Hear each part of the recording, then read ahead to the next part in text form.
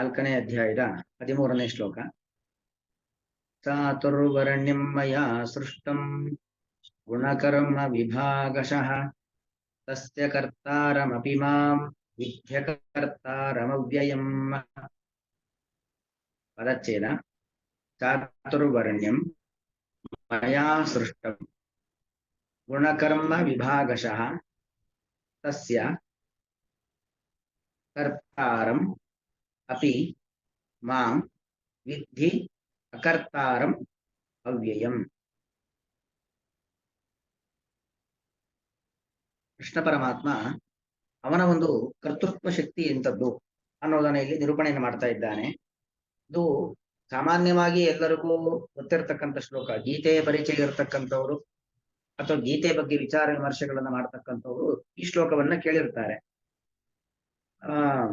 ಆದ್ರೆ ಈ ಶ್ಲೋಕಕ್ಕೆ ಕೆಲವರು ಏನ್ ಅರ್ಥ ಮಾಡ್ಕೊಂಡಿರ್ತಾರೆ ಅಂದ್ರೆ, ಈ ಚಾತುರ್ವರ್ಣ್ಯಂ ಮಯಾ ಸೃಷ್ಟಂ ಗುಣಕರ್ಮ ವಿಭಾಗಶಃ, ಆ ಶ್ಲೋಕ ನೋಡಿದ ಕೂಡಲೇ ನಮ್ಗೆ ಏನನ್ಸುತ್ತೆ, ಇದೊಂದು ಮಯಾ ಸೃಷ್ಟಂ ಅಂದ್ರೆ ನನ್ನಿಂದ ಸೃಷ್ಟಿಯಾಗಿರುವಂಥದ್ದು. ಅಂದ್ರೆ ಕೃಷ್ಣ ಪರಮಾತ್ಮ ನಾನು ಈ ಒಂದು ವ್ಯವಸ್ಥೆಯನ್ನ ಸೃಷ್ಟಿ ಮಾಡಿದ್ದೇನೆ ಅಂತ ಹೇಳ್ತಾ ಇದ್ದಾನೆ. ಏನದು ವ್ಯವಸ್ಥೆ ಅಂತ ಹೇಳಿದ್ರೆ ಚಾತುರ್ವರ್ಣ ವ್ಯವಸ್ಥೆ. ಚಾತುರ್ವರ್ಣ ವ್ಯವಸ್ಥೆ ಅನ್ನೋದನ್ನ ಕೇಳಿದ ಕೂಡಲೇ ಸಾಮಾನ್ಯವಾಗಿ ತಲೆಗೆ ಏನ್ ಬರುತ್ತೆ, ಬ್ರಾಹ್ಮಣ ಕ್ಷತ್ರಿಯ ವೈಶ್ಯ ಶೂದ್ರ, ಈ ಒಂದು ಜಾತಿ ವ್ಯವಸ್ಥೆಯನ್ನ ಭಗವಂತ ಸೃಷ್ಟಿ ಮಾಡ್ದ.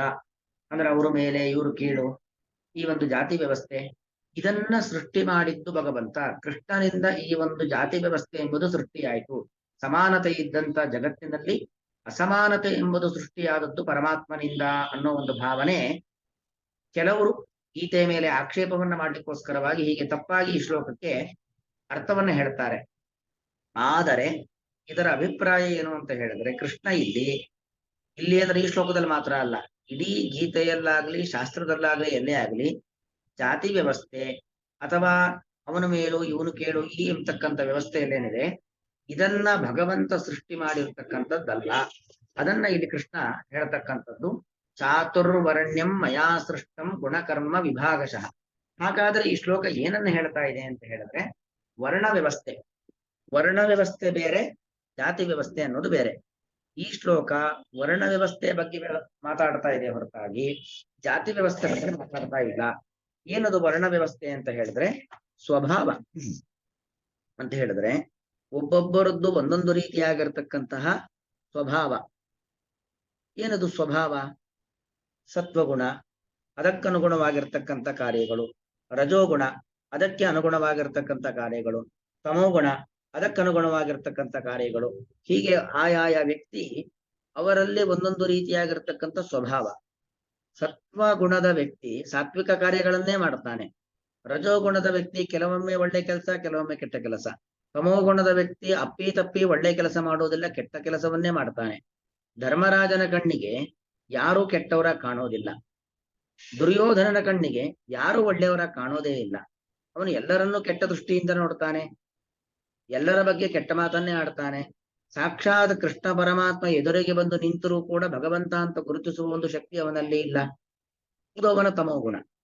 ಅಂದ್ರೆ ವ್ಯಕ್ತಿಯ ಸ್ವಭಾವ ಏನಿದ್ದಾವೆ ಆ ಸ್ವಭಾವಕ್ಕೆ ಅನುಗುಣವಾಗಿ ಅವರು ಮಾಡುವಂತ ಕೆಲಸಗಳು, ಆ ವ್ಯಕ್ತಿಗಳು ಆಡತಕ್ಕಂತಹ ಮಾತುಗಳು, ಆ ವ್ಯಕ್ತಿಗಳ ಮನಸ್ಸಿನಲ್ಲಿ ಬರ್ತಕ್ಕಂಥ ಆಲೋಚನೆಗಳು ಇದೆಲ್ಲವೂ ಕೂಡ ಫಲರೂಪಕ್ಕೆ ಬರುವಂತೆ ಮಾಡುವವನು ನಾನು. ಈಗ ಮಾವಿನ ಒಂದು ಗೊರಟೆ ಅದನ್ನ ಬಿತ್ತನೆ ಮಾಡಿದ್ರೆ ಮಾವಿನ ಸಸಿ ಹುಟ್ಟತ್ತೆ, ಮಾವಿನ ಸಸಿ ಮಾವಿನ ಗಿಡವಾಗತ್ತೆ, ಮಾವಿನ ಗಿಡ ಮಾವಿನ ಮರವಾಗತ್ತೆ, ಅಲ್ಲಿ ಮಾವಿನ ಹಣ್ಣೆ ಬರುತ್ತೆ.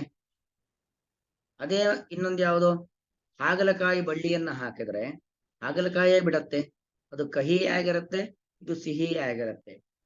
ಮಾವಿನ ಹಣ್ಣು ಯಾಕೆ ಸಿಹಿ, ಹಾಗಲಕಾಯಿ ಯಾಕೆ ಕಹಿ? ದೇವರು ತಾರತಮ್ಯ ಮಾಡಿದ್ದಾನೆ. ಹಾಗಲಕಾಯಿಯನ್ನು ಸಿಹಿ ಮಾಡಬಹುದಿತ್ತಲ್ವಾ? ಅಂಗಾರವನ್ನು ಕಪ್ಪಾದಂತ ಅಂಗಾರವನ್ನು ಬಿಳಿಯನ್ನಾಗಿ ಮಾಡಬಹುದಿತ್ತಲ್ವಾ? ಹೀಗೆಲ್ಲ ಪ್ರಶ್ನೆ ಮಾಡುವಂಥದ್ದಲ್ಲ. ಯಾಕಂದ್ರೆ ಪ್ರತಿಯೊಂದಕ್ಕೂ ಕೂಡ ಅದರದ್ದೇ ಆಗಿರ್ತಕ್ಕಂಥ ಸ್ವಭಾವ ಅಂತ ಇರುತ್ತೆ. ಒಂದು ಸೊಳ್ಳೆ, ನೊಣ, ಜಿರಳೆ ಇವುಗಳಿಗೆ ಮಾಲಿನ್ಯವೇ ಇಷ್ಟ ಆಗತ್ತೆ. ಅದಕ್ಕೆ ಅಮೃತದಲ್ಲಿ ಅದ್ದಿದ್ರೂ ಕೂಡ ಅದು ಹೊರಗೆ ಬರುತ್ತೆ. ಯಾಕಂದ್ರೆ ಅದು ಇಷ್ಟ ಆಗೋದಿಲ್ಲ. ಒಂದು ಹಂದಿ ಅದಕ್ಕೆ ಮಾಲಿನ್ಯವೇ ಇಷ್ಟ. ಅದೇ ಒಂದು ಹಸು ಅದಕ್ಕೆ ಪವಿತ್ರತೆಯೇ ಇಷ್ಟವಾಗಿರತಕ್ಕಂಥದ್ದು. ಹೀಗೆ ಒಂದೊಂದಕ್ಕೆ ಹಸು ಅಂದ್ರೆ ನಾವಿವತ್ತು ಸಿಟಿಯಲ್ಲಿ ನೋಡ್ತಕ್ಕಂಥ ಹಸುಗಳಲ್ಲ, ಅದು ಕಸ ತಿಂತಾ ಇರತ್ತೆ. ನಾವು ನೋಡ್ತೀವಿ ಹಂದಿ ಮಾತ್ರ ಕಸ ತಿನ್ನೋದಲ್ಲ, ಹಸುವು ಕಸ ತಿನ್ನತ್ತೆ ಅಂತ ಕೆಲವರು ಹೇಳ್ಬೋದು. ಆದ್ರೆ ಇಲ್ಲೆಲ್ಲ HF ಗಳು, ಅವುಗಳು ಹಸು ಮತ್ತು ಹಂದಿಯ ಮಿಶ್ರ ತಳಿಗಳು. ಅದು ಪ್ಯೂರ್ ಹಸುಗಳಲ್ಲ, ನಾಟಿ ಹಸುಗಳು, ಶುದ್ಧವಾದಂತ ದೇಸಿ ಹಸುಗಳು ಅಂತ ಏನಿದ್ದಾವೆ ಅದುಗಳು ಪವಿತ್ರತೆಯನ್ನೇ ಇಷ್ಟಪಡತ್ತೆ, ಅದು ಶುದ್ಧತೆಯನ್ನೇ ಇಷ್ಟಪಡತ್ತೆ, ಅದು ಪವಿತ್ರವಾಗಿಯೇ ಇರುತ್ತೆ. ಅಂದ್ರೆ ಒಬ್ಬೊಬ್ಬರಿಗೆ ಒಂದೊಂದು ರೀತಿಯಾಗಿರತಕ್ಕಂತಹ ಗುಣದಲ್ಲಿ, ಮಾತಿನಲ್ಲಿ, ಆಲೋಚನೆಯಲ್ಲಿ, ಕ್ರಿಯೆಯಲ್ಲಿ ಇಷ್ಟವಾಗುವಿಕೆ ಅಂತ ಇರುತ್ತೆ. ಅದು ಯಾಕೆ? ಅದು ಆಯಾಯ ವ್ಯಕ್ತಿಯ ಸ್ವಭಾವ, ಅವನಲ್ಲಿ ಇರತಕ್ಕಂಥ ಸತ್ವಗುಣ, ರಜೋಗುಣ, ತಮೋಗುಣ, ಅದಕ್ಕೆ ಅನುಗುಣವಾಗಿ ಒಬ್ಬೊಬ್ಬರು ಒಂದೊಂದನ್ನ ಇಷ್ಟಪಡ್ತಾರೆ, ಅದರಲ್ಲೇ ಇರ್ತಾರೆ. ಹಾಗೆ ಇಲ್ಲಿ ಚಾತುರ್ವರ್ಣ ವ್ಯವಸ್ಥೆ ಅಂತ ಹೇಳಿದ್ರೆ 4 ರೀತಿಯ ಸ್ವಭಾವದ ವ್ಯಕ್ತಿಗಳನ್ನ ನಾವು ಕಾಣಬಹುದು. ಕೆಲವರಿಗೆ ಬೌದ್ಧಿಕ ಬಲ, ಬುದ್ಧಿಬಲ ಚೆನ್ನಾಗಿರುತ್ತೆ, ಆಲೋಚನಾ ಶಕ್ತಿ ಅಂದ್ರೆ ಥಿಂಕಿಂಗ್ ಕೆಪಾಸಿಟಿ, ತೀರ್ಮಾನವನ್ನ ತೆಗೆದುಕೊಳ್ಳುವಂಥದ್ದು, ಸಂಶಯ ಇಲ್ಲದ ಒಂದು ಪ್ರವೃತ್ತಿ. ಅಂದ್ರೆ ಯಾವುದು ಕೂಡ ಸಂಶಯ, ಕೆಲವರಿಗೆ ಪ್ರತಿಯೊಂದನ್ನು ಸಂಶಯ ದೃಷ್ಟಿಯಿಂದನೇ ನೋಡ್ತಾರೆ. ಎಷ್ಟರ ಮಟ್ಟಿಗೆ ಸಂಶಯ ಅಂದ್ರೆ ಎಡಗೈಯನ್ನ ಬಲಗೈ ನಂಬೋದಿಲ್ಲ, ಬಲಗೈಯನ್ನ ಎಡಗೈ ನಂಬೋದಿಲ್ಲ ಅಂತಲ್ವಾ, ಆ ರೀತಿಯಾಗಿರ್ತಕ್ಕಂಥ ವ್ಯಕ್ತಿತ್ವ ಕೆಲವುದಿರುತ್ತೆ. ಇನ್ನು ಕೆಲವುದು ವಿಪರೀತ ಜ್ಞಾನ, ಅಂದ್ರೆ ಯಾವುದನ್ನೂ ಕೂಡ ಇಡೀ ಜಗತ್ತು ಒಂದನ್ನು ಹಗ್ಗ ಅಂತ ತಿಳ್ಕೊಂಡ್ರೆ ಇವನು ಮಾತ್ರ ಹಾವು ಅಂತ ಹೇಳ್ತಾ ಇರ್ತಾನೆ. ಇಡೀ ಜಗತ್ತು ಕಪ್ಪೆ ಚಿಪ್ಪನ್ನ ಕಪ್ಪೆ ಚಿಪ್ಪು ಅಂತ ಹೇಳಿದ್ರೆ ಇವನು ಮಾತ್ರ ಕಪ್ಪೆ ಚಿಪ್ಪಲ್ಲ, ಅದು ಹೊಳಿತಾ ಇದೆ ಬೆಳ್ಳಿ ಅಂತ ಹೇಳ್ತಾನೆ. ಹಾಗೆ ಬಂಗಾರವನ್ನ ಬಂಗಾರ ಅಂತ ಅನ್ಕೊಂಡಿರ್ತಾನೆ. ಅಂದ್ರೆ ಕೆಲವರ ಆಲೋಚನೆಯೇ ಬೇರೆ ತರ ಇರುತ್ತೆ. ಅವನದೇ ಒಂದು ಪ್ರತ್ಯೇಕವಾದ ಒಂದು ದಾರಿ ಅಂತ ಹೇಳ್ತಾರಲ್ಲ, ಆ ರೀತಿಯಲ್ಲಿ. ಅಂದ್ರೆ ಕೆಲವರದ್ದು ಹೇಗಿರುತ್ತೆ, ಬುದ್ಧಿಬಲ ಚೆನ್ನಾಗಿರುತ್ತೆ, ಸ್ಟ್ರಾಂಗ್ ಥಿಂಕಿಂಗ್ ಪವರ್ ಇರುತ್ತೆ, ಅವರ ಆಲೋಚನಾ ಶಕ್ತಿ ಚೆನ್ನಾಗಿರುತ್ತೆ, ಅವರ ಡಿಸಿಷನ್ ಮೇಕಿಂಗ್ ಅಂದ್ರೆ ಏನು, ಅವರೇನು ತೀರ್ಮಾನವನ್ನ ತೆಗೆದುಕೊಳ್ತಾರೆ ಅದು ಸರಿಯಾಗಿರುತ್ತೆ, ಅದು ಯಾವತ್ತೂ ಕೂಡ ದಾರಿ ತಪ್ಪೋದಿರೋದಿಲ್ಲ.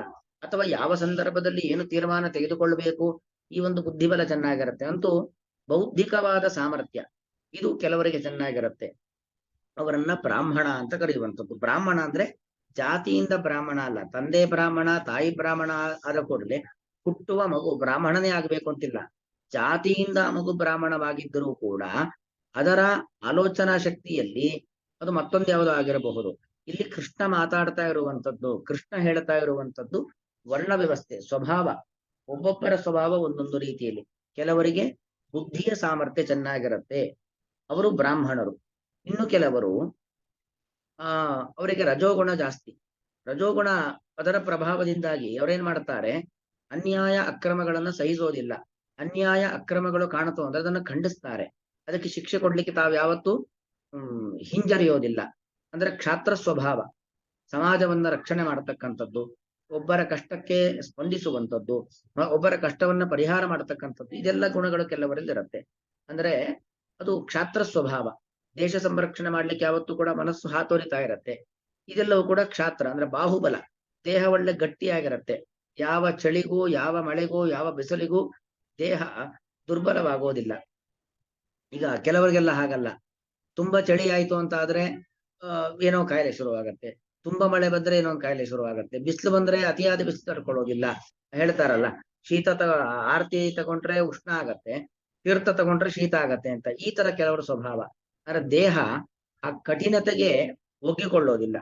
ಇದು ಕೆಲವರ ಸ್ವಭಾವ. ಅವರು ದೇಶ ಕಾಯುವಂತ ಸೈನಿಕರಾಗ್ಲಿಕ್ಕೆ ಆಗೋದಿಲ್ಲ, ಯುದ್ಧದಲ್ಲಿ ಹೋರಾಟವನ್ನ ಮಾಡತಕ್ಕಂತಹ ಒಬ್ಬ ಯೋಧರಾಗ್ಲಿಕ್ಕೆ ಸಾಧ್ಯವಿಲ್ಲ.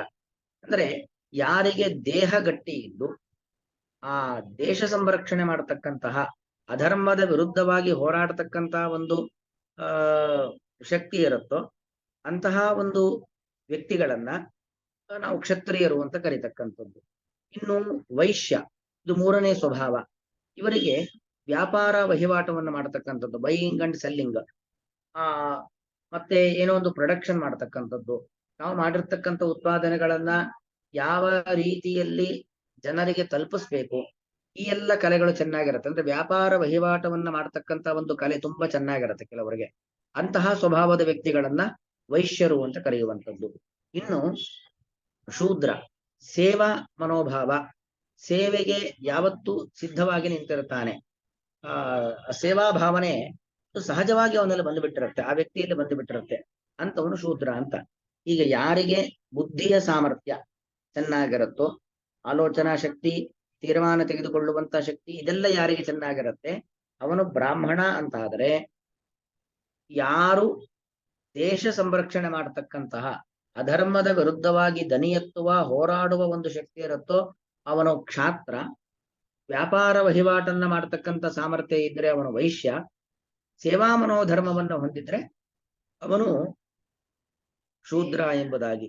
ಅಂದ್ರೆ ನಮ್ಮಲ್ಲಿ ನೋಡಿ, ಪ್ರತಿಯೊಬ್ಬರಲ್ಲೂ ಚತುರ್ಮುಖ ಬ್ರಹ್ಮದೇವರಿಂದ ಹಿಡಿದುಕೊಂಡು ಒಂದು ಹುಲ್ಲು ಕಡ್ಡಿ ಅದರವರೆಗೂ ಇರತಕ್ಕಂಥ 84 ಲಕ್ಷ ಜೀವಿಗಳು ಅಂತ ಏನಿದ್ದೇವೆ, ನಮ್ಮೆಲ್ಲರಲ್ಲೂ ಸತ್ವಗುಣನೂ ಇದೆ, ರಜೋಗುಣನೂ ಇದೆ, ತಮೋಗುಣನೂ ಇದೆ. ಎಲ್ಲರಲ್ಲೂ ಕೂಡ ಸತ್ವಗುಣ, ರಜೋಗುಣ, ತಮೋಗುಣ 3 ಗುಣ ಇದೆ. ಆದರೆ ಕೆಲವರಲ್ಲಿ ಸತ್ವಗುಣದ ಕಾರ್ಯ ಜಾಸ್ತಿ, ಕೆಲವರಲ್ಲಿ ರಜೋಗುಣದ ಕಾರ್ಯ ಜಾಸ್ತಿ, ಕೆಲವರಲ್ಲಿ ತಮೋಗುಣದ ಕಾರ್ಯ ಜಾಸ್ತಿ. ಈ ರೀತಿಯಲ್ಲಿ ನಾವು ವ್ಯಕ್ತಿಗಳು, ಅವರ ವ್ಯಕ್ತಿತ್ವ, ಅವರ ಹಾವಭಾವಗಳು, ಅವರ ಮಾತುಕತೆ, ಅವರ ಕ್ರಿಯೆ, ಇದೆಲ್ಲವನ್ನು ಕೂಡ ಜಗತ್ತಿನಲ್ಲಿ ನೋಡ್ತೇವೆ. ಅದೆಲ್ಲ ಅಂದ್ರೆ ಒಳಗಿದ್ದಂತ ಸತ್ವಗುಣ, ಅದರಿಂದ ಸಾತ್ವಿಕ ಕೆಲಸ ಮಾಡ್ತಾರೆ, ಸಾತ್ವಿಕ ಮಾತಾಡ್ತಾರೆ, ಸಾತ್ವಿಕ ಆಲೋಚನೆ ಮಾಡ್ತಾರೆ. ಒಳಗಿದ್ದಂತ ರಜೋಗುಣ ಅದು ತನ್ನ ಕೆಲಸವನ್ನ ಮಾಡತ್ತೆ. ಆ ರಾಜಸ ಆಲೋಚನೆ, ರಾಜಸವಾದ ಮಾತು, ರಾಜಸವಾದ ಕೃತಿ ಕೆಲಸ ಆಗತ್ತೆ. ತಾಮಸ ಗುಣ, ಅದರಿಂದಾಗಿ ಏನಾಗತ್ತೆ, ತಾಮಸ ಆಲೋಚನೆ ಕೆಲವರಲ್ಲಿ, ತಾಮಸವಾದ ಮಾತು, ತಾಮಸವಾದ ಕೆಲಸ ನಡೆಯೋದು, ಇದೆಲ್ಲ ಆಗತ್ತೆ. ಅಂದ್ರೆ ಅದು ಫಲ ಕೊಡುವಂತೆ ಮಾಡುವವನು. ಆಯಾಯ ಗುಣಗಳು ಆಯಾಯ ಕೆಲಸವನ್ನ ಮಾಡುವಂತೆ ಮಾಡೋದು ಇದ್ದದ್ದು. ಈಗ ನೋಡಿ, ಒಂದು ಯಾವುದೋ ಧಾನ್ಯ, ರಾಗಿಯೋ ಗೋಧಿಯೋ ಭತ್ತವೋ ನಿಮ್ಮ ಮನೆಯ ಡಬ್ಬಿಯಲ್ಲಿ ಇದೆ, ಒಂದು ಬಾಕ್ಸಲ್ಲಿ ಹಾಕಿಟ್ಟಿದ್ದೀರಾ. ಒಂದು ಬಾಕ್ಸಲ್ಲಿ ಹಾಕಿಟ್ರೆ ಹಾಗೆಯೇ ಅಲ್ಲಿ ಏನಾಗತ್ತೆ, ಹುಳ ಹಿಡಿದು ಹೋಗುತ್ತೆ. ಅದೇ ನೀವು ಅದನ್ನು ತೆಗೆದುಕೊಂಡು ಹೋಗಿ ಒಂದು ಮಣ್ಣಲ್ಲಿ ಹಾಕಿ ಒಂದಿಷ್ಟು ನೀರು ಹಾಕಿದ್ರೆ ಏನಾಗತ್ತೆ, ಅದು ಚಿಗುರೊಡೆಯುತ್ತೆ, ಚಿಗುರೊಡೆದು ಗಿಡವಾಗತ್ತೆ, ಗಿಡವಾಗಿ ಧಾನ್ಯವನ್ನ ಕೊಡುತ್ತೆ. ಅಂದ್ರೆ ಅದನ್ನ ಪರಿಪಕ್ವವಾಗುವಂತೆ ಮಾಡುವವನು, ಅದು ಫಲವನ್ನ ಕೊಡುವಂತೆ ಮಾಡುವವನು ನಾನು. ಒಂದು ಹಲಸಿನ ಬೀಜ ಮತ್ತೆ ಅದು ಹಲಸಿನ ಹಣ್ಣಿನ ಒಳಗಡೆ ಇದ್ದಂತ ಹಲಸಿನ ಬೀಜ ಮತ್ತೊಂದು ಹಲಸಿನ ಹಣ್ಣನ್ನು ಸೃಷ್ಟಿ ಮಾಡುವಂತೆ ಮಾಡುವವನು ನಾನು. ಹಾಗೆ ಪ್ರತಿಯೊಂದು ಕೂಡ ಏನೇನು ಇದೆ ಇದ್ದದ್ದು ಅಭಿವ್ಯಕ್ತವಾಗುವಂತೆ ಮಾಡುವುದು ನಾನು ಅಂತ ಅರ್ಥ. ಇಲ್ಲಿ ನಾನು ಸೃಷ್ಟಿ ಮಾಡ್ತಾ ಇದ್ದೇನೆ ಅಂದ್ರೆ ಸೃಜ ವಿಸರ್ಗೆ, ಇದ್ದದ್ದು ಅಭಿವ್ಯಕ್ತವಾಗತ್ತೆ. ಈಗ ನಿಮ್ಮ ಮನೆಯ ಕೋಣೆಯಲ್ಲಿ ಒಂದಷ್ಟು ವಸ್ತುಗಳಿದ್ದಾವೆ, ಕತ್ತಲೆಯಲ್ಲಿ ಯಾವುದು ಕಾಣೋದಿಲ್ಲ, ಬೆಳಕು ಹಾಕಿ ಲೈಟ್ ಹಾಕಿ ಎಲ್ಲವೂ ಕೂಡ ಕಾಣುತ್ತೆ. ಇದ್ದದ್ದನ್ನ ಕಾಣುವಂತೆ ಮಾಡಿದ್ಯಾವುದು, ಬೆಳಕು. ಅದೇ ರೀತಿಯಲ್ಲಿ ದುರ್ಯೋಧನನಲ್ಲಿ ಕೆಟ್ಟತನ ಇತ್ತು, ಇದ್ದ ಕೆಟ್ಟತನ ಅಭಿವ್ಯಕ್ತವಾಗುವಂತೆ ಮಾಡಿದವನು ನಾನು. ಧರ್ಮರಾಜನಲ್ಲಿ ಒಳ್ಳೆತನ ಇತ್ತು, ಇದ್ದ ಒಳ್ಳೆತನ ಅಭಿವ್ಯಕ್ತವಾಗುವಂತೆ ಮಾಡಿದವನು ಅದು ನಾನು. ಈ ರೀತಿಯಲ್ಲಿ ಕೃಷ್ಣ ಹೇಳತಕ್ಕಂಥದ್ದು ಚಾತುರ್ವರ್ಣ್ಯಂ ಮಯಾ ಸೃಷ್ಟಂ ಗುಣಕರ್ಮ ವಿಭಾಗಶಃ. ಗುಣ ಅಂದ್ರೆ ಸತ್ವಗುಣ, ರಜೋಗುಣ, ತಮೋಗುಣ. ಕರ್ಮ ಅಂದ್ರೆ ಆ ಗುಣಕ್ಕೆ ಅನುಗುಣವಾಗಿ ಅವ್ರು ಮಾಡತಕ್ಕಂಥ ಕೆಲಸಗಳು, ಅವರ ಗುಣ, ಆ ಕರ್ಮ, ಅದಕ್ಕನುಗುಣವಾಗಿ ಈ ಚಾತುರ್ವರ್ಣ್ಯ ವ್ಯವಸ್ಥೆಯನ್ನ 4 ಸ್ವಭಾವಗಳು ಅಂತ ಏನಿದ್ದಾವೋ ಅದು ಕಾಣುವಂತೆ ಮಾಡಿದವನು ನಾನು, ಅದು ಅಭಿವ್ಯಕ್ತವಾಗುವಂತೆ ಮಾಡಿದವನು ನಾನು ಅನ್ನೋದನ್ನು ಕೃಷ್ಣ ಹೇಳುತ್ತಿದ್ದಾನೆ. ಅಂದ್ರೆ ಇದು ಈ ಶ್ಲೋಕ ಯಾವುದೇ ರೀತಿಯಲ್ಲೂ ಕೂಡ ಜಾತಿ ವ್ಯವಸ್ಥೆಯ ಬಗ್ಗೆ ಮಾತಾಡ್ತಾ ಇಲ್ಲ, ವರ್ಣ ವ್ಯವಸ್ಥೆಯ ಬಗ್ಗೆ ಇಲ್ಲಿ ಕೃಷ್ಣ ಮಾತಾಡ್ತಾ ಇರತಕ್ಕಂಥದ್ದು. ಅಂದ್ರೆ ಬ್ರಾಹ್ಮಣ ಅಂತ ಹೇಳಿದ್ರೆ ಬುದ್ಧಿಬಲ ಚೆನ್ನಾಗಿರತ್ತೆ, ಅಂದ್ರೆ ಅವನಲ್ಲಿ ಸತ್ವಗುಣ ತುಂಬಾ ಜಾಸ್ತಿ ಇರತ್ತೆ ಅಂತ ಅರ್ಥ. ರಜೋಗುಣ ತಮೋಗುಣ ಸ್ವಲ್ಪ ಸ್ವಲ್ಪನೇ ಇರತ್ತೆ. ಕ್ಷತ್ರಿಯ ಅಂತ ಆಗ್ಬೇಕಾದ್ರೆ ಅಂದ್ರೆ ಹೋರಾಡುವ ಒಂದು ಶಕ್ತಿ, ಆ ಒಂದು ವೀರ ರಕ್ತ, ಕುದಿಯುವ ರಕ್ತ ಅಂತ ಹೇಳ್ತಾರಲ್ಲ, ಆ ರೀತಿಯಾಗಿ ಇಟ್ಟುಕೊಂಡು ಅನ್ಯಾಯ ಅಕ್ರಮಗಳ ವಿರುದ್ಧವಾಗಿ ಅವನು ತನ್ನ ಜೀವದ ಆಸೆ ಬಿಟ್ಟು ಹೋರಾಡ್ತಾನೆ. ಅಂದ್ರೆ ಅವನಲ್ಲಿ ಸತ್ವಗುಣ ಈಗ ಸ್ವಲ್ಪ ಕಡಿಮೆ. ಬ್ರಾಹ್ಮಣನಲ್ಲಿ ಎಷ್ಟು ಸತ್ವಗುಣ ಇದೆಯೋ ಅದಕ್ಕಿಂತ ಸ್ವಲ್ಪ ಕಡಿಮೆ ಸತ್ವಗುಣ ಕ್ಷತ್ರಿಯನಲ್ಲಿರುತ್ತೆ. ರಜಸ್ಸು ಸ್ವಲ್ಪ ಜಾಸ್ತಿ, ತಮಸ್ಸು ಸ್ವಲ್ಪ ಕಡಿಮೆ ಇರುತ್ತೆ. ಅದೇ ಒಬ್ಬ ವೈಶ್ಯ, ಅವನಲ್ಲಾಗಬೇಕಾದ್ರೆ ಸತ್ವಗುಣ ಇನ್ನೂ ಕಡಿಮೆ. ಕ್ಷತ್ರಿಯನಲ್ಲಿ ಎಷ್ಟು ಸತ್ವಗುಣ ಇತ್ತು ಅದಕ್ಕಿಂತಲೂ ಸತ್ವಗುಣ ಕಡಿಮೆ, ರಜಸ್ಸು ಸ್ವಲ್ಪ ಜಾಸ್ತಿ, ತಮಸ್ಸು ಸ್ವಲ್ಪ ಜಾಸ್ತಿ. ಶೂದ್ರನಲ್ಲಾಗಬೇಕಾದ್ರೆ ವೈಶ್ಯನಲ್ಲಿ ಎಷ್ಟು ಸತ್ವಗುಣ ಇತ್ತು ಅದಕ್ಕಿಂತಲೂ ಸತ್ವಗುಣ ಇನ್ನೂ ಕಡಿಮೆ, ರಜಸ್ಸು ಸ್ವಲ್ಪ ಜಾಸ್ತಿ, ತಮಸ್ಸು ತುಂಬಾ ಜಾಸ್ತಿ ಆಗಿರುತ್ತೆ. ಹೀಗೆ ಆ ಗುಣಗಳು ಸತ್ವ ರಜೋ ತಮೋ ಎಂಬುದಾಗಿ ಗುಣಗಳೇನಿದ್ದಾವೆ 3 ಗುಣಗಳು, ಆ ಗುಣಗಳು ಅವುಗಳ ಕಾರ್ಯವನ್ನು ಮಾಡುವಂತೆ ಮಾಡುವವನು ನಾನಿದ್ದೇನೆ. ಚಾತುರ್ವರ್ಣ್ಯಂ ಮಯಾ ಸೃಷ್ಟಂ ಗುಣಕರ್ಮ ವಿಭಾಗಶಃ. ಚಾತುರ್ವರ್ಣ್ಯ ಅಂದ್ರೆ 4 ವರ್ಣಗಳ ವಿಂಗಡಣೆ, 4 ರೀತಿಯಾದ ಸ್ವಭಾವಗಳನ್ನು ಗುರುತಿಸಿ. ಇಷ್ಟೇ ಜಗತ್ತಿನಲ್ಲಿರೋದು, ಇದು ಬಿಟ್ಟು ಮತ್ತೇನಿಲ್ಲ. ಕೆಲವರಿಗೆ ಬೌದ್ಧಿಕ ಸಾಮರ್ಥ್ಯ ಜಾಸ್ತಿ, ಕೆಲವರಿಗೆ ದೈಹಿಕ ಸಾಮರ್ಥ್ಯ ಜಾಸ್ತಿ, ಕೆಲವರಿಗೆ ವ್ಯಾಪಾರ ವಹಿವಾಟುಗಳನ್ನ ಮಾಡುವಂಥದ್ದು, ಪ್ರೊಡಕ್ಷನ್ ಉತ್ಪಾದನೆ ಮಾಡತಕ್ಕಂಥದ್ದು, ಇಂತಹ ಸ್ವಭಾವ ಜಾಸ್ತಿ. ಇನ್ನೊಬ್ಬರಿಗೆ ಸೇವಾ ಭಾವನೆ ಜಾಸ್ತಿ. ಈ 4 ರೀತಿಯಾದ ಜನಗಳು, ಇದು ಬಿಟ್ಟು ಬೇರೆ ಇದು ಅಂತಿಲ್ಲ. ಈ 4 ರೀತಿಯಾಗಿರ್ತಕ್ಕಂತಹ ಸ್ವಭಾವದ ವ್ಯಕ್ತಿಗಳನ್ನ ನಾವು ಜಗತ್ತಿನಲ್ಲಿ ಕಾಣುತ್ತೇವೆ. ಅವರ ಗುಣಕರ್ಮ ವಿಭಾಗಶಃ. ಆಯಾಯ ವ್ಯಕ್ತಿಗಳ ಗುಣ ಅಂದ್ರೆ ಸ್ವಭಾವ ಅಂತ ಅರ್ಥ. ಸ್ವಭಾವ ಅಂದ್ರೆ ಏನು? ಸತ್ವ ಸ್ವಭಾವ, ರಜೋ ಸ್ವಭಾವ, ತಮೋ ಸ್ವಭಾವ. ಆಯಾಯ ವ್ಯಕ್ತಿಗಳ ಸ್ವಭಾವಕ್ಕೆ ಅನುಗುಣವಾಗಿ ಕರ್ಮ ಅಂತ ಹೇಳಿದ್ರೆ ಅವರವರು ಮಾಡತಕ್ಕಂತ ಕಾರ್ಯಗಳು, ಕೆಲಸಗಳು. ಆ ಕೆಲಸಗಳಿಗೆ ಅನುಗುಣವಾಗಿ ಮಯಾ ಸೃಷ್ಟಂ. ಮಯ ಅಂದ್ರೆ ನನ್ನಿಂದ ನಿರ್ಮಾಣವಾಗಿದೆ. ಜಗತ್ತಿನಲ್ಲಿ ಇರತಕ್ಕಂತಹ ಒಬ್ಬೊಬ್ಬರಿಗೆ ಒಂದೊಂದು ಇಷ್ಟವಾಗತ್ತೆ, ಒಂದಿಷ್ಟ ಆಗೋದಿಲ್ಲ. ಯಾರು ಯಾವುದನ್ನ ಇಷ್ಟಪಟ್ಟಿರ್ತಾನೋ ಮತ್ತೊಬ್ಬ ಅದನ್ನ ದ್ವೇಷ ಮಾಡ್ತಾ ಇರ್ತಾನೆ. ಹೀಗೆಲ್ಲ ಜಗತ್ತಿನಲ್ಲಿ ಇರುತ್ತೆ. ಯಾಕೆ? ಆ ವ್ಯಕ್ತಿಯ ಸ್ವಭಾವ, ಅವನ ಆಲೋಚನೆ, ಅವನ ಮಾತು, ಅವನ ಕೃತಿಯ ಮೂಲಕವಾಗಿ ಅವನು ಎಂತವನು ಅಂತ ಗೊತ್ತಾಗತ್ತೆ. ಒಬ್ಬ ಒಳ್ಳೆಯವನು ಕೆಟ್ಟವನು ಅನ್ನೋದನ್ನ ಯಾರೂ ಒಬ್ಬರ ಬಗ್ಗೆ ಹೇಳ್ಬೇಕಾಗಿಲ್ಲ. ಅವನ ವ್ಯಕ್ತಿತ್ವ, ಅವನ ಹಾವಭಾವಗಳು, ಅವನ ವರ್ತನೆ, ಅವನ ಮಾತು, ಅವನ ಮನಸ್ಸು, ಅದರುಗಳ ಮೂಲಕವಾಗಿಯೇ ನಮ್ಗೆ ಗೊತ್ತಾಗೋಗ್ಬಿಡತ್ತೆ. ಯಾರೋ ಒಬ್ಬರ ಬಗ್ಗೆ ಹೇಳಿದ ಕೂಡಲೇ ಒಬ್ರು ಒಳ್ಳೆಯರಾಗೋದಿಲ್ಲ, ಒಬ್ಬರ ಬಗ್ಗೆ ಮತ್ತೊಬ್ರು ಹೇಳಿದ ಕೂಡಲೇ ಕೆಟ್ಟವರಾಗೋದಿಲ್ಲ. ಅವರ ವರ್ತನೆಯೇ ಅವರು ಒಳ್ಳೆಯವರ, ಅವರ ಕೆಟ್ಟವರ ಅನ್ನೋದನ್ನ ಸಮಾಜಕ್ಕೆ ತೋರಿಸಿ ಬಿಡತ್ತೆ ಅಲ್ವಾ? ಯಾರ ಬಗ್ಗೆ ಏನು ಹೇಳ್ಬೇಕಾಗಿಲ್ಲ. ಹೇಳಿ ಒಬ್ಬರನ್ನ ಒಳ್ಳೆಯವನು ಮಾಡ್ಬೇಕಾಗಿಲ್ಲ, ಅಥವಾ ಒಳ್ಳೆಯವನಾಗೋದು ಇಲ್ಲ. ಒಬ್ಬರ ಬಗ್ಗೆ ಏನು ಕೆಟ್ಟದಾಗಿ ಹೇಳಿದ ಕೂಡಲೇ ಒಬ್ಬ ಕೆಟ್ಟವನಾಗೋದಿಲ್ಲ. ಹೇಳಿದ ಕೂಡಲೇ ಜಗತ್ತದನ್ನು ನಂಬೋದೂ ಇಲ್ಲ. ಆ ವ್ಯಕ್ತಿಯ ವರ್ತನೆ, ಅವನ ಹಾವಭಾವಗಳನ್ನ ನೋಡಿ. ಈಗ ನೋಡಿ, ಒಬ್ಬ ವ್ಯಕ್ತಿ, ಉದಾಹರಣೆಗೆ ನಮ್ಮ ಪ್ರಧಾನಮಂತ್ರಿಗಳು, ಅವರ ಬಗ್ಗೆ ವಿರೋಧ ಪಕ್ಷದವರು ಎಷ್ಟೇ ಹೇಳಲಿ, ಎಷ್ಟೇ ಆಪಾದನೆಗಳನ್ನ ಹಾಕ್ಲಿ, ಆ ವ್ಯಕ್ತಿ ಕೆಟ್ಟವನು ಅಂತ ಸಾತ್ವಿಕ ಸಮುದಾಯ ನಂಬಲಿಕ್ಕೆ ಸಾಧ್ಯವೇ ಇಲ್ಲ ಅಲ್ವಾ? ಯಾಕೆ? ಅವರಲ್ಲಿ ಅಂತ ಒಂದು ವರ್ಚಸ್ಸಿದೆ, ಅಂತ ಒಂದು ಕಾರ್ಯಕ್ಷಮತೆ ಇದೆ, ಅಂತ ಒಂದು ದಕ್ಷತೆ ಇದೆ, ಪ್ರಾಮಾಣಿಕತನ ಇದೆ. ಅದೇ ಇನ್ನೊಬ್ಬ ಯಾವನೊಬ್ಬ ತುಂಬಾ ಕೆಟ್ಟ ವ್ಯಕ್ತಿ, ಅವನನ್ನ ಒಳ್ಳೆಯವನು ಅಂತ ಅವರ ಪಕ್ಷದವರು ಎಷ್ಟೇ ಹೊಗಳ್ಳಿ, ಅವನು ಒಳ್ಳೆಯವನಾಗ್ಲಿಕ್ಕೆ ಸಾಧ್ಯವೇ ಇಲ್ಲ. ಯಾಕಂದ್ರೆ ಅವನು ದುಡ್ಡು ಕೊಟ್ಟು ಹೊಗಳಿಸಬಹುದು, ಅಥವಾ ಅವರಿಗೇನೋ ಒಂದು ಸ್ಥಾನಮಾನಗಳು ಸಿಗತ್ತೆ ಅಂತ ಅವನನ್ನು ಹೊಗಳಬಹುದು.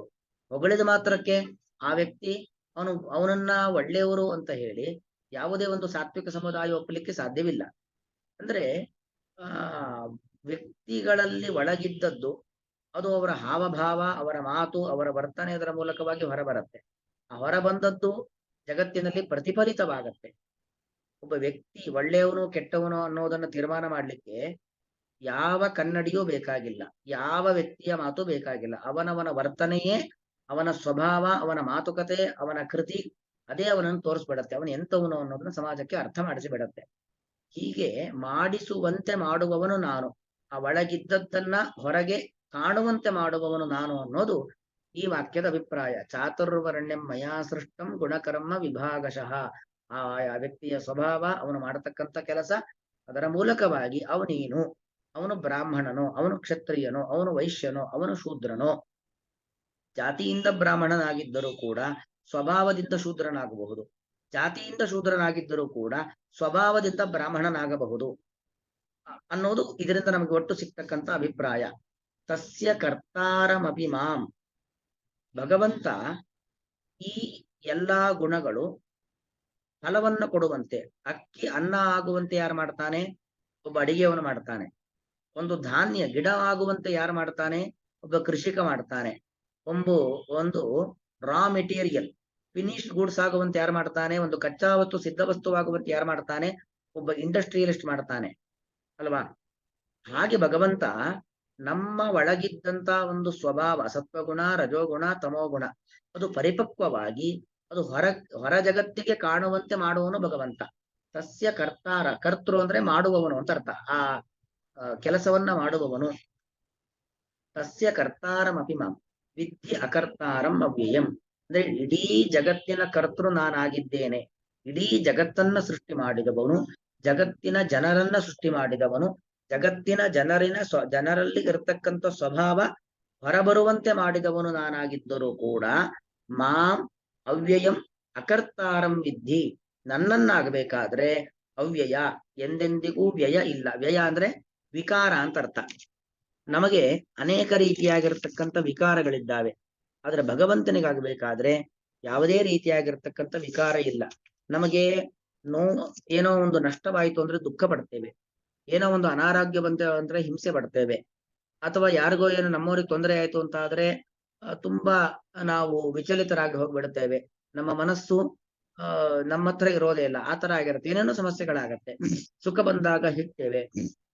ಸ್ವಲ್ಪ ಒಳ್ಳೇದಾದ್ರೂ ಸಾಕು. ಕೆಲವು ರಾಜಸ ತಾಮಸ ಗುಣದವ್ರು ಹೇಗಿರ್ತಾರೆ ಅಂದ್ರೆ, ಏನೋ ಚೂರು ಒಳ್ಳೇದಾದ್ರೂ ಸಾಕು, ವಿಪರೀತವಾಗಿರ್ತಕ್ಕಂಥ ಅಹಂಕಾರವನ್ನ, ದರ್ಪವನ್ನ ತೋರಿಸ್ತಾರೆ. ಮತ್ತು ಈ ರೀತಿ ಅನೇಕ ರೀತಿಯಾಗಿರ್ತಕ್ಕಂಥ ಏರುಪೇರುಗಳು ನಮ್ಮಲ್ಲಿದೆ. ಅದರ ಭಗವಂತ ಹಾಗಲ್ಲ. ಇಷ್ಟೆಲ್ಲ ಜಗತ್ತನ್ನ ನಿರ್ಮಾಣ ಮಾಡಿಕೊಟ್ಟಿದ್ದಾನೆ ಭಗವಂತ, ಆದ್ರೆ ಅವನು ಅವ್ಯಯ. ಯಾವ ರೀತಿಯಾದ ವಿಕಾರಗಳು ಭಗವಂತನಲ್ಲಿ ಇಲ್ಲ. ಈಗ ನೋಡಿ, ನಾವೇನೋ ಒಂದು ಒಳ್ಳೆ ವಿಚಾರವನ್ನ ಜಗತ್ತಿಗೆ ಕೊಟ್ವಿ, ಏನೋ ಒಂದು ಒಳ್ಳೆ ವೇದದಲ್ಲೋ ಪುರಾಣದಲ್ಲೋ ಉಪನಿಷತ್ತಿನಲ್ಲೋ ಇದ್ದಂತ ವಿಚಾರವನ್ನ ನಾವು ಅದನ್ನು ಓದಿದ್ವಿ, ಓದ್ಬಿಟ್ಟು ಯಾರೋ ಒಬ್ಬರಿಗೆ ಹೇಳಿದ್ವಿ. ಅದೇನೋ ಜಗತ್ತಿನಲ್ಲಿ ನಾವು ಹೇಳಿದ್ದು ಅಂತ ಎಲ್ಲರಿಗೂ ಗೊತ್ತಾಯ್ತು. ಓ, ನಾನೇ ಹೇಳಿದ್ವಿ, ನನ್ನಿಂದನೇ ಜಗತ್ತಿಗೆ ಗೊತ್ತಾಯ್ತು ಅಂತ ವಿಪರೀತ ಅಹಂಕಾರ ಪಡ್ತೇವೆ ನಾವು ಮನುಷ್ಯರು, ಅಲ್ವಾ? ನನ್ನಿಂದನೇ ಅವ್ರಿಗೆ ಒಳ್ಳೇದಾಗೋಗ್ಬಿಡ್ತು. ಕೆಟ್ಟದಾದ್ರೆ ಯಾರು ಒಪ್ಕೊಳ್ಳಿಕ್ ತಯಾರಿರೋದಿಲ್ಲ. ಏನೋ ಯಾರಿಗೂ ಆಕಸ್ಮಿಕವಾಗಿ ಒಳ್ಳೇದಾಯ್ತು, ಆ ವ್ಯಕ್ತಿ ಒಳ್ಳೇದಾಗುವ ಸಂದರ್ಭದಲ್ಲಿ ನಾನಲ್ಲಿದ್ದೆ, ನನ್ನಿಂದ ಏನೋ ಸ್ವಲ್ಪ ಸಹಾಯವಾಯ್ತು ಅಂದ್ರೆ ನನ್ನಿಂದಲೇ ಅವನಿಗೆ ಸಂತಾನವಾಯ್ತು, ನನ್ನಿಂದನೇ ಅವನಿಗೆ ಸಂಪತ್ತು ಬಂತು, ನನ್ನಿಂದನೇ ಅವನಿಗೆ ಅನಾರೋಗ್ಯ ಪರಿಹಾರವಾಯ್ತು. ಹೀಗೆ ನಾನು ನಾನು ನಾನು ಅಂತ ಎಷ್ಟೆಲ್ಲ ಅಹಂಕಾರಗಳನ್ನ ಪಡ್ತೇವೆ ನಾವು. ಆದರೆ ಭಗವಂತನಲ್ಲಿ ಆ ರೀತಿಯಾಗಿರ್ತಕ್ಕಂಥ ಅಹಂಕಾರ ಇಲ್ಲ, ಯಾರ ಮೇಲೆ ದ್ವೇಷ ಇಲ್ಲ, ಯಾರ ಮೇಲೆ ಪ್ರೀತಿ ಇಲ್ಲ. ಹೀಗೆ ಭಗವಂತ ಅವ್ಯಯ, ಯಾವ ರೀತಿಯಿಂದಲೂ ಕೂಡ ವಿಕಾರ ಇಲ್ಲದವನು ಭಗವಂತ. ಮತ್ತೆ ಎಲ್ಲವನ್ನು ಸೃಷ್ಟಿ ಮಾಡಿದವನು ಭಗವಂತ. ದೇವರನ್ನು ಸೃಷ್ಟಿ ಮಾಡಿದ್ಯಾರು? ಅಕರ್ತಾರ. ನ ವಿದ್ಯತೆ ಕರ್ತ ಯಸ್ಯ ಸಹ ಅಕರ್ತ. ಭಗವಂತನಿಗೆ ಒಬ್ಬ ಕರ್ತೃ ಅಂತಿಲ್ಲ. ಭಗವಂತ ಜಗತ್ತನ್ನ ಸೃಷ್ಟಿ ಮಾಡಿದ ಕರ್ತೃ. ಇಡೀ ಜಗತ್ತಿನ ಸೃಷ್ಟಿಕರ್ತೃ ಭಗವಂತನಾಗಿದ್ದರೂ ಕೂಡ ಭಗವಂತನನ್ನ ನಿರ್ಮಾಣ ಮಾಡಿರುವವನು ಯಾರೂ ಇಲ್ಲ. ಭಗವಂತ ನಮ್ಮೆಲ್ಲರ ವಿಕಾರಕ್ಕೆ ಕಾರಣ. ನಾವು ಸುಖ ಬಂದಾಗ ಹಿಗ್ಗೋದು, ದುಃಖ ಬಂದಾಗ ಕುಗ್ಗೋದು, ಇದೆಲ್ಲ ನಮ್ಮಲ್ಲಿ ಆಗ್ತಕ್ಕಂಥ ವಿಕಾರಗಳು. ಕೆಲವರನ್ನ ಪ್ರೀತಿ ಮಾಡುವುದು, ಕೆಲವರನ್ನ ದೇಶ ಮಾಡುವಂಥದ್ದು, ಕೆಲವುದರ ಅಪೇಕ್ಷೆ ಇಟ್ಟುಕೊಳ್ಳುವುದು, ಇದೆಲ್ಲ ನಾವು ಮಾಡ್ತೇವೆ. ಇಂಥ ವಿಕಾರಗಳು ನಮ್ಮಲ್ಲಿ ಕಾಣುತ್ತೆ. ಆ ವಿಕಾರಗಳು ಕಾಣುವಂತೆ ಮಾಡುವವನು ಭಗವಂತನಾದರೂ ಕೂಡ ಅವನಲ್ಲಿ ಯಾವ ವಿಕಾರಗಳು ಇಲ್ಲ. ನಮ್ಮೆಲ್ಲರನ್ನ ಸೃಷ್ಟಿ ಮಾಡಿದ ಸೃಷ್ಟಿಕರ್ತೃ ಭಗವಂತನಾಗಿದ್ದರೂ ಕೂಡ ಅವನನ್ನ ಸೃಷ್ಟಿ ಮಾಡಿದ ಸೃಷ್ಟಿಕರ್ತೃ ಅಂತ ಯಾರೂ ಕೂಡ ಇಲ್ಲ ಅನ್ನೋದಿದರ ಅಭಿಪ್ರಾಯ. ಬಹಳ ವಿಸ್ತಾರವಾದ ಅರ್ಥವನ್ನು ಹೊಂದಿರತಕ್ಕಂಥ ಶ್ಲೋಕ ಇದು. ಅಂತೂ ಈ ಶ್ಲೋಕ ಮುಖ್ಯವಾಗಿ ನಾನು ಇಲ್ಲಿ ಹೇಳಿಕೊಟ್ಟಿರ್ತಕ್ಕಂಥದ್ದು ಜಾತಿ ವ್ಯವಸ್ಥೆಯ ಬಗ್ಗೆ ಮಾತಾಡ್ತಾ ಇಲ್ಲ. ಈ ಶ್ಲೋಕ ಯಾವುದರ ಬಗ್ಗೆ ಹೇಳ್ತಾ ಇದೆ ಅಂದ್ರೆ, ಸ್ವಭಾವ, ವ್ಯಕ್ತಿಯ ಸ್ವಭಾವ ಅದು ಪರಿಪಕ್ವವಾಗುವಂತೆ ಮಾಡುವವನು ನಾನು ಅನ್ನೋದನ್ನು ಕೃಷ್ಣ ಹೇಳ್ತಾ ಇದ್ದಾನೆ. ಚಾತುರ್ವರ್ಣ್ಯಂ, ಆ 4 ಸ್ವಭಾವಗಳು: ಬೌದ್ಧಿಕವಾದ ಸಾಮರ್ಥ್ಯ, ದೈಹಿಕವಾದ ಸಾಮರ್ಥ್ಯ, ವ್ಯಾಪಾರ ವಹಿವಾಟುಗಳನ್ನ ಮಾಡುವ ಸಾಮರ್ಥ್ಯ, ಸೇವಾ ಮನೋಭಾವದ ಸಾಮರ್ಥ್ಯ. ಈ ರೀತಿಯಾಗಿರತಕ್ಕಂಥ 4 ಸ್ವಭಾವಗಳು, 4 ವರ್ಣಗಳು, ಅವುಗಳನ್ನು ಗುಣಕರ್ಮ ವಿಭಾಗಶಃ, ವ್ಯಕ್ತಿಯಲ್ಲಿ ಇರತಕ್ಕಂಥ ಗುಣ, ಸತ್ವಗುಣ, ರಜೋಗುಣ, ತಮೋಗುಣ, ಮತ್ತು ವ್ಯಕ್ತಿಯಲ್ಲಿ ಇರತಕ್ಕಂಥ ಕರ್ಮ. ಕರ್ಮ ಅಂದ್ರೆ ಅವರವರು ಮಾಡತಕ್ಕಂಥ ಕ್ರಿಯಾ, ಅವರ ಸ್ವಭಾವ ಮತ್ತು ಕ್ರಿಯೆಗೆ ಅನುಗುಣವಾಗಿ ಮಯ, ನನ್ನಿಂದ ಸೃಷ್ಟಂ, ನಿರ್ಮಾಣವಾಗಿದೆ. ತಸ್ಯ, ಆ ಚಾತುರ್ವರ್ಣ್ಯದ ಕರ್ತಾರಮಪಿ, ಕರ್ತೃ ಅಂದ್ರೆ ಅದನ್ನ ಮಾಡಿದವನು, ಸೃಷ್ಟಿಕರ್ತೃ, ಕರ್ತಾರ ಜನಕನಾಗಿದ್ದರೂ ಕೂಡ ಮಾಂ, ನನ್ನನ್ನು, ಅಕರ್ತಾರಂ ಅಂದ್ರೆ ನಾನು ಯಾವುದರ ಕರ್ತೃವೂ ಅಲ್ಲ. ಮತ್ತಿನ್ನೊಂದು ಅರ್ಥ ಇಲ್ಲಿ, ಅದೇ ಒಂದು, ನನಗೆ ಯಾರು ಕರ್ತೃ ಇಲ್ಲ ಅಂತ. ಇನ್ನೊಂದು, ನಾನು ಯಾವುದರ ಕರ್ತೃ ಅಲ್ಲ. ಅಕರ್ತಾರ ಶಬ್ದಕ್ಕೆ ಇನ್ನೊಂದು ಅರ್ಥ, ನಾನು ಯಾವುದರ ಕರ್ತೃವೂ ಅಲ್ಲ ಅಂದ್ರೆ ಎಲ್ಲದರ ಸೃಷ್ಟಿ ಮಾಡಿದವನು ನಾನಾಗಿದ್ದರೂ ಕೂಡ ಯಾವುದರ ಸೃಷ್ಟಿಕರ್ತ ನಾನಲ್ಲ ಅಂತಾರೆ. ವಿರುದ್ಧವಾದ ಪದ. ಎಲ್ಲವನ್ನೂ ಸೃಷ್ಟಿ ಮಾಡಿದವನು ನಾನು. ಹಿಂದೆ ಮಯಾ ಸೃಷ್ಟಂ ಅಂತ ಹೇಳಿದ್ದಾನೆ, ಎಲ್ಲವನ್ನೂ ಸೃಷ್ಟಿ ಮಾಡಿದವನು ನಾನು. ಆದ್ರೆ ಮುಂದಿನ ಶ್ಲೋಕದ ಮುಂದಿನ ಸಾಲಿನಲ್ಲಿ ನಿಂತಿದ್ದಾರೆ ಅಕರ್ತಾರಂ, ನಾನು ಯಾವುದನ್ನೂ ಸೃಷ್ಟಿ ಮಾಡಿದವನಲ್ಲ. ಏನಿದರ ಅಭಿಪ್ರಾಯ ಅಂತ ಹೇಳಿದ್ರೆ, ಮಯಾ ಸೃಷ್ಟಂ, ಎಲ್ಲವನ್ನೂ ಸೃಷ್ಟಿ ಮಾಡಿದವನು ನಾನು. ಅಕರ್ತಾರ, ಯಾವುದನ್ನೂ ಸೃಷ್ಟಿ ಮಾಡಿದವನು ನಾನಲ್ಲ. ಅದರ ಅರ್ಥ ಏನು? ಇದ್ದದ್ದು ಅಭಿವ್ಯಕ್ತವಾಗುವಂತೆ ಮಾಡಿದವನು. ನಾನು ಆಗ್ಲೇ ಒಂದು ಉದಾಹರಣೆ ಕೊಟ್ಟೆ. ಕತ್ತಲ ಕೋಣೆಯಲ್ಲಿ 10 ಸಾಮಗ್ರಿಗಳಿದ್ದಾವೆ. ಬೆಳಕು ಹಾಕಿದ ಕೂಡಲೇ ಇದ್ದಿದ್ದೆಲ್ಲ ಕಾಣುತ್ತೆ. ಆ ಬೆಳಕು ಆ ವಸ್ತುಗಳನ್ನ ಸೃಷ್ಟಿ ಮಾಡ್ತಾ? ಖಂಡಿತವಾಗಿ ಇಲ್ಲ. ಬೆಳಕೇನು ಮಾಡ್ತು? ಇದ್ದಂತ ವಸ್ತುಗಳನ್ನ ಕಾಣುವಂತೆ ಮಾಡ್ತಲ್ವಾ? ಅದೇ ರೀತಿಯಲ್ಲಿ ಭಗವಂತ ಆಯಾಯ ವ್ಯಕ್ತಿಯ ಒಳಗೆ ಇದ್ದಂತ ವ್ಯಕ್ತಿತ್ವ ಹೊರಬರುವಂತೆ ಮಾಡ್ದ. ಎಷ್ಟೇ ವೇಷ ಹಾಕಿಕೊಂಡರೂ, ಎಷ್ಟೋ ಜನರಿಗೆ ಮೋಸ ಮಾಡುವ ಪ್ರಯತ್ನವನ್ನ ಪಟ್ಟರು, ಒಂದು ಹಂತಕ್ಕೆ ಮೋಸ ಮಾಡಬಾರದು. ಆದ್ರೆ ಮೋಸವನ್ನೇ ಶಾಶ್ವತ ನಮ್ಮ ಜೀವನದಲ್ಲಿ ಮಾಡ್ಕೊಂಡಿರ್ಲಿಕ್ಕೆ ಆಗೋದಿಲ್ಲ. ಯಾವತ್ತಿದ್ರು ಕೂಡ ಹೊರಗೆ ಬರಲೇಬೇಕು. ಅಂದ್ರೆ ಒಳಗಿದ್ದಂತ ವ್ಯಕ್ತಿತ್ವ ಹೊರಬರುವಂತೆ ಮಾಡಿದವನು ನಾನಾಗಿದ್ದೇನೆ. ಹಾಗಾಗಿ ಯಾರ ಮೇಲೂ ಉದ್ದೇಶಪೂರ್ವಕವಾಗಿ ಪ್ರೀತಿ ಇಟ್ಟುಕೊಂಡು ಅವರಿಂದ ಒಳ್ಳೆ ಕೆಲಸ ಮಾಡೋದು, ಮತ್ತಾರೋ ಮೇಲೆ ಉದ್ದೇಶಪೂರ್ವಕವಾಗಿ ದ್ವೇಷ ಇಟ್ಟುಕೊಂಡು ಅವರಿಂದ ಕೆಟ್ಟ ಕೆಲಸ ಮಾಡುವುದು, ಇಂತಹ ಕೆಲಸವನ್ನು ಮಾಡುವವನು ನಾನಲ್ಲ. ಅಕರ್ತಾರ ಅಂದ್ರೆ ಏನನ್ನೂ ಮಾಡದವನು, ಮತ್ತು ಅವ್ಯಯ ವಿಕಾರ ರಹಿತನಾವು ನಾನಾಗಿದ್ದೇನೆ ಎಂಬುದಾಗಿ ವಿಧಿ. ವಿಧಿ ಅನ್ನೋದು ವಿಧಜ್ಞಾನೆ. ನನ್ನ ಬಗ್ಗೆ ನೀನು ಈ ತರ ತಿಳ್ಕೋ. ಜಗತ್ತೆಲ್ಲವನ್ನು ಸೃಷ್ಟಿ ಮಾಡಿದವನು ನಾನು. ಸೃಷ್ಟಿ ಮಾಡಿದವನು ಅಂದ್ರೇನು? ಯಾವ ಬೀಜ ಇತ್ತೋ ಆ ಬೀಜಕ್ಕೆ ಅನುಗುಣವಾಗಿ ಫಲ ಬರುವಂತೆ ಮಾಡಿದವನು ನಾನು. ಹೊರತು ಉದ್ದೇಶಪೂರ್ವಕವಾಗಿ ಮಾವಿನ ಬೀಜವನ್ನ ಹಾಗಲ ಬೀಜವನ್ನಾಗಿ, ಹಾಗಲ ಬೀಜವನ್ನ ಮಾವಿನ ಸಸಿಯನ್ನಾಗಿ ಮಾಡುವಂತ ಕೆಲಸ ಮಾಡಿದವನು ನಾನಲ್ಲ ಅನ್ನೋದು ಇದರ ಅಭಿಪ್ರಾಯ. ಆತರ ಮಾಡುವವನು ನಾನಲ್ಲ. ಚಾತುರ್ವರ್ಣ್ಯಂ ಮಯಾ ಸೃಷ್ಟಂ ಗುಣಕರ್ಮ ವಿಭಾಗಶಃ ತಸ್ಯ ಕರ್ತಾರಮಪಿ ಮಾಂ ವಿದ್ಯ ಕರ್ತಾರಮವ್ಯಯಂ. ವಿಧಿ